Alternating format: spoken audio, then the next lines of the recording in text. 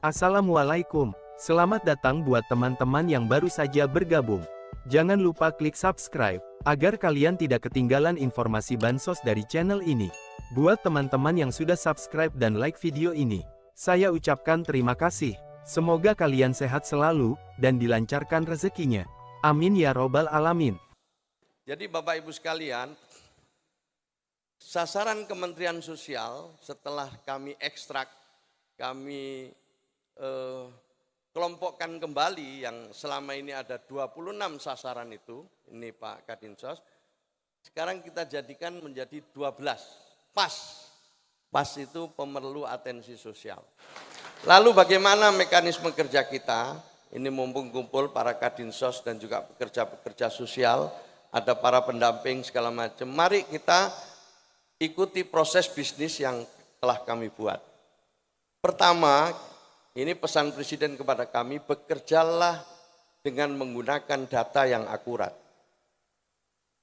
Data akurat ini menjadi taruhan kita semua, sebab akhir-akhir ini, bukan akhir-akhir ini, sering kita mendapatkan keluhan-keluhan dari banyak masyarakat, termasuk tadi saya sama Pak Bupati dengan beberapa Forkopimda tadi ke salah satu kampung atau desa, kita dialog, salah satu masyarakat mengatakan bahwa kami sebenarnya berhak mendapatkan program bansos, tapi malah justru saya tidak dapat, yang saya lihat orang lain malah dapat yang mestinya tidak berhak.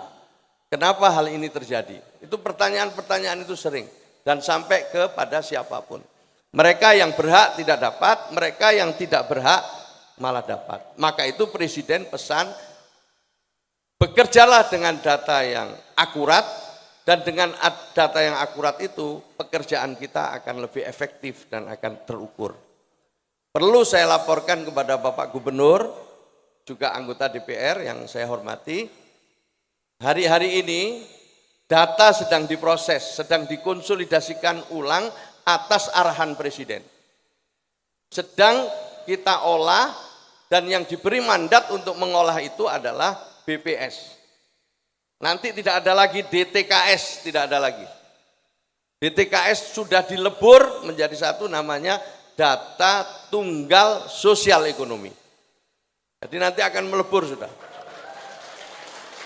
Sebab DTKS ini ya harus saya akui, jujur saya akui banyak masalah.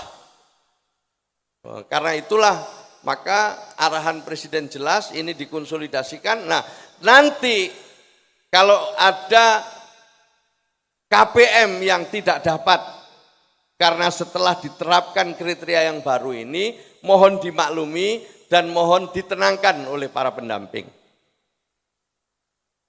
Tetapi Bapak Ibu sekalian jangan khawatir, yang namanya data itu dinamis. Apalagi data yang akan ditampilkan nanti seluruh populasi penduduk Indonesia.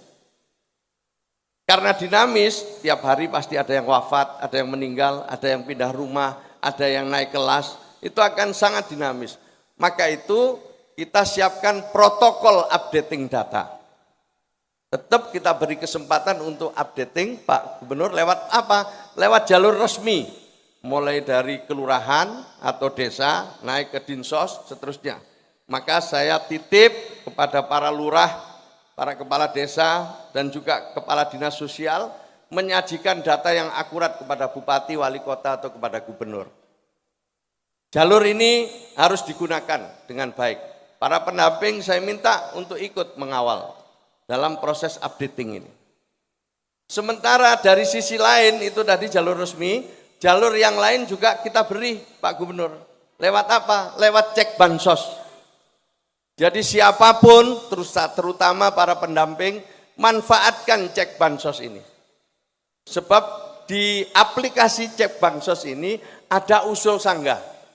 Jadi orang bisa usul dengan bukti-bukti yang cukup, tapi orang bisa menyanggah dengan bukti-bukti yang cukup.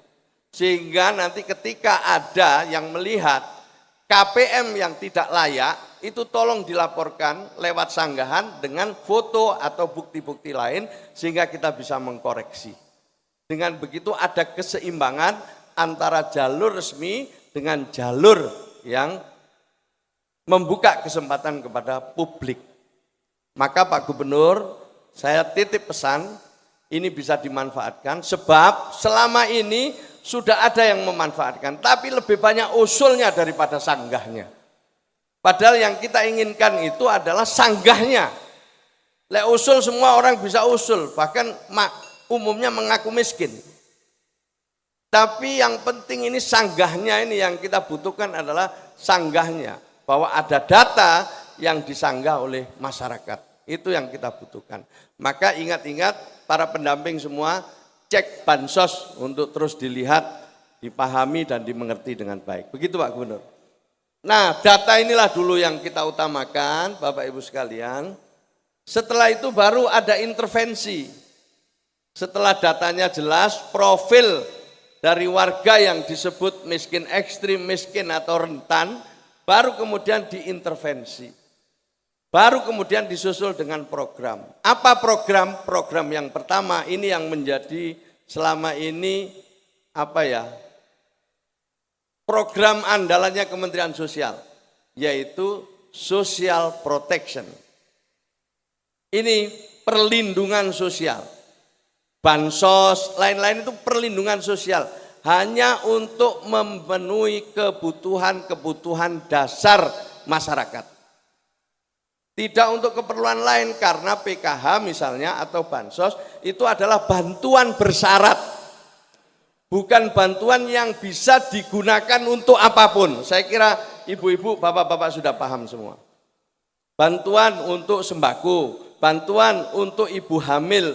Ibu hamil untuk apa? Untuk periksa. Periksa kemana? Ke posyandu. Periksa kemana? Mungkin ke klinik-klinik kesehatan. Dan juga untuk asupan-asupan pokok yang paling dibutuhkan. Jadi semua social protection, perlindungan sosial yang diberikan oleh pemerintah pada dasarnya adalah bantuan bersyarat dan sifatnya sementara. Sayangnya program di Kemensos ini sudah mulai saya periksa dengan teman-teman ini, banyak KPM-KPM itu yang sudah puluhan tahun ngendon di situ, nggak mau keluar karena takut kehilangan bansos. Maka itu berulang-ulang saya sampaikan, mari kita tepuk tangan kepada yang sudah pakai toga. Ini contoh yang baik yang bisa kita tiru. Ibu-ibu silakan tepuk tangan untuk dirinya sendiri, silakan. Ini hebat sekali, dan beliau ini ada yang mandiri, ada yang mengatakan saya sudah enggak lagi, saya enggak mau lagi Pak. Bapak, saya enggak mau lagi, saya sudah cukup. Kemarin saya dikasih bansos, tapi sekarang saya sudah mandiri, saya tidak mau bansos lagi. Yang saya minta adalah bantuan modal usaha. Yang saya sekarang minta, saya punya kesempatan untuk pendidikan keterampilan agar saya bisa untuk bekerja. Ini yang kita harapkan ke depan para pendamping sekalian ya. Jangan meninabobokkan mereka yang ada di data itu untuk menerima bansos seumur hidup. Kita sedang pelajari ini sebaiknya maksimal berapa tahun. Setelah itu pendamping punya tanggung jawab untuk membuat mereka graduasi.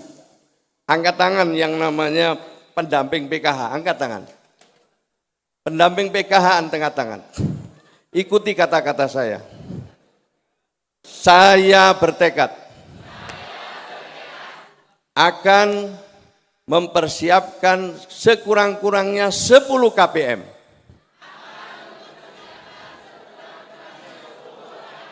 Setiap tahunnya untuk graduasi. Terima kasih. Siap apa tidak? Lebih keras, siap apa tidak? Bapak Ibu sekalian, kalau setiap pendamping 10 KPM, seluruh Indonesia kita memiliki 34.000 pendamping PKH. Kalau 10 setiap pendamping, maka setiap tahunnya akan ada sekurang-kurangnya 340.000 KPM yang akan graduasi. Siap pendamping? Siap. Menyesal enggak dengan apa yang baru diucapkan? Tidak. Angkat tangan. Pendamping PKH angkat tangan. Saya tidak menyesal. apa yang telah menjadi tekad saya untuk mempersiapkan 10 KPM setiap tahunnya menuju graduasi. Ya. Tidak menyesal ya. Ya nanti ukurannya cuma itu aja, kalau kurang dari 10 kita pindah gitu aja.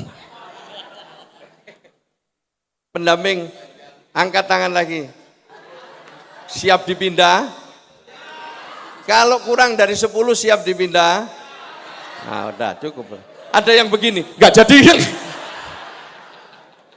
Halo? Itu Pak. Jadi ini Pak Gubernur karena kebetulan ketemu dan ini pertama kali kami ketemu dengan pilar-pilar sosial di Lampung, maka itu saya harus menuntaskan apa yang harus kita kerjakan ke depan secara bersama-sama dengan provinsi maupun dengan kabupaten, kota. Nah ini nanti akan tuntas, insya Allah sebentar lagi akan tuntas ini, data ini, akhir tahun sudah ada inpres. Jadi nanti ini ditetapkan dengan inpres. Nanti dulu Mas. Ini nggak bisa hidup lagi. Nah, Bapak Ibu sekalian, tolong ini belum waktunya ini. Kenapa ini? Belum waktunya yang balik lagi. Nah ini, Bapak Ibu sekalian, setelah data ada, diintervensi dengan perlindungan sosial, dengan bansos, dengan PKH, semua itu adalah bantuan bersyarat.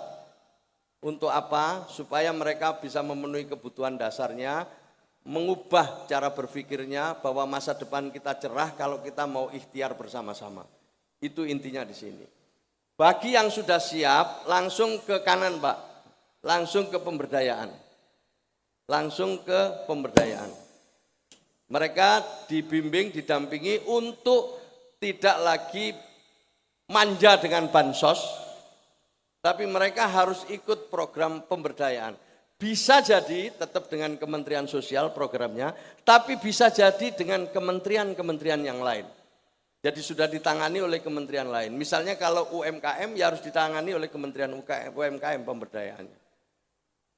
Nanti kalau misalnya cari pekerjaan bisa kita sambungkan dengan Menteri Tenaga Kerja atau Kementerian Ketenagakerjaan. Dalam proses pemberdayaan ini kita harapkan nanti itu akan ada kolaborasi dengan kementerian lain. Inilah sebenarnya yang saya pahami dari kebijakan Presiden, yang sebelumnya kita selalu pada social protection, perlindungan sosial, bergeser pendekatannya kepada empowering heavy, kepada pemberdayaan. Jadi digeser tidak hanya di sini, supaya orang tidak manja, tapi dimotivasi dia supaya bisa ikut program pemberdayaan dan setelah itu nanti jadi graduasi. Ini yang diharapkan oleh Presiden sebenarnya. Maka saya minta ini Pak Gubernur, Bupati, Wali Kota untuk bisa ikut mensukseskan program ini. Dengan begitu penurunan kemiskinan kita, upaya kita untuk menurunkan kemiskinan, mengentaskan kemiskinan akan lebih terukur. Kalau dia tidak bisa langsung diberdayakan karena satu dan lain hal, mungkin karena penyandang disabilitas, atau mungkin karena sakit dan lain sebagainya, maka direhab dulu di tengah. Ada rehabilitasi. Bagi yang sudah, mohon maaf, mungkin penyandang disabilitas sejak lahir, itu namanya rehabilitasi. Tapi yang mungkin yang namanya penyandang disabilitas setelah lahir, ada rehabilitasi. Jadi ada rehabilitasi, ada habilitasi sampai fungsi-fungsi sosialnya utuh, baru kemudian digeser kepada pemberdayaan.